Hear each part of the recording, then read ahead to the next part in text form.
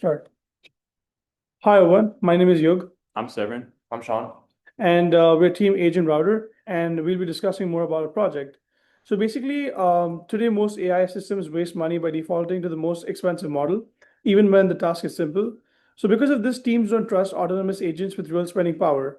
So we asked a simple question: what if every AI request was treated like a commerce decision? Now, AgentRouter is an autonomous AI agent that decides which AI model to use, how much should it cost, and pays for it automatically. When the user sends a prompt, our system understands the task, enforces strict budget limits, and compares multiple AI providers and selects the cheapest model that still meets the quality requirements. Each request is paid per use using USDC on Arc, and every responsible includes an on chain receipt that proves what was paid to whom and why. Now, Agent Router makes AI spending safe, efficient, and fully auditable, and enables real agentic commerce where AI systems can autonomously buy intelligence without human oversight. So that's Agent Router, and my friends and my teammates will be explaining more about it in depth.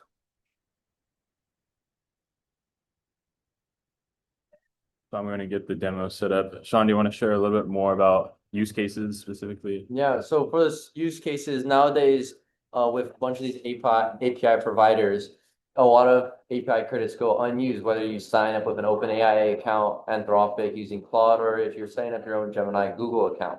Most of the time, when you submit your credits in, you're not going to use them fully entirely, or you have to redeploy and re-up the credits, or they just go left unaltered and you can't withdraw them. With our system, we're able to connect a USDC crypto wallet to our account for AgentRouter. And whenever you make a prompt, it will do a dynamic analysis deciding which agent should use. So for example, if you're asking a basic question like, what is 5 plus 5? It'll use the cheapest option. It'll analyze and then pick, oh, I should just use ChatGPT Mini or I should use Gemini. But if you have a more difficult prompt like, please write me a simple login plus authorization flow using TSX, as well as some simple backend fast API Python code to get basic functionality working, it will decide on a better use case. So right now we have a quality preference for balance.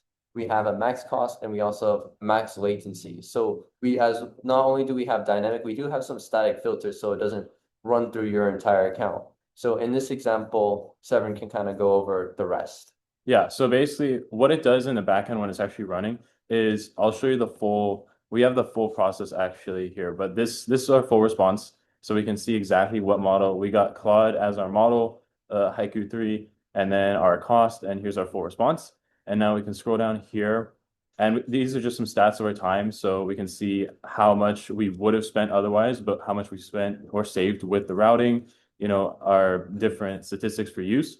And so now if we're interested in seeing the actual request details, we can go into here and see the full chain of different events happening. So here's our classification. This is the first step after we send the prompt.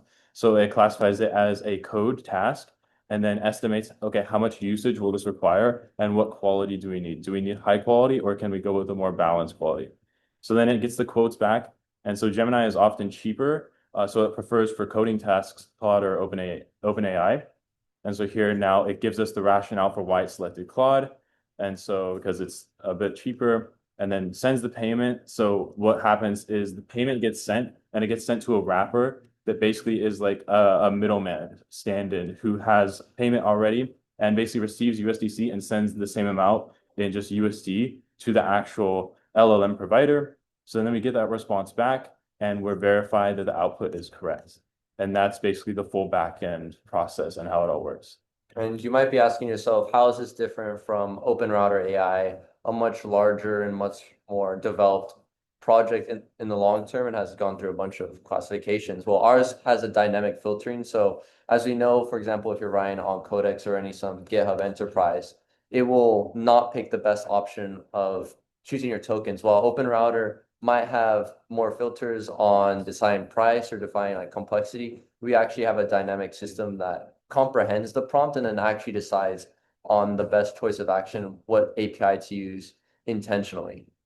So for example, if you're doing a code, it will choose the Claude and it'll go through the whole process, as well as making it easy for transactions of withdrawing your money as well as putting your money back in. So we connected that all with Arc and Circles. So when you're making payments, if you're making many payments in large developer teams or large enterprises, it will go through all of that.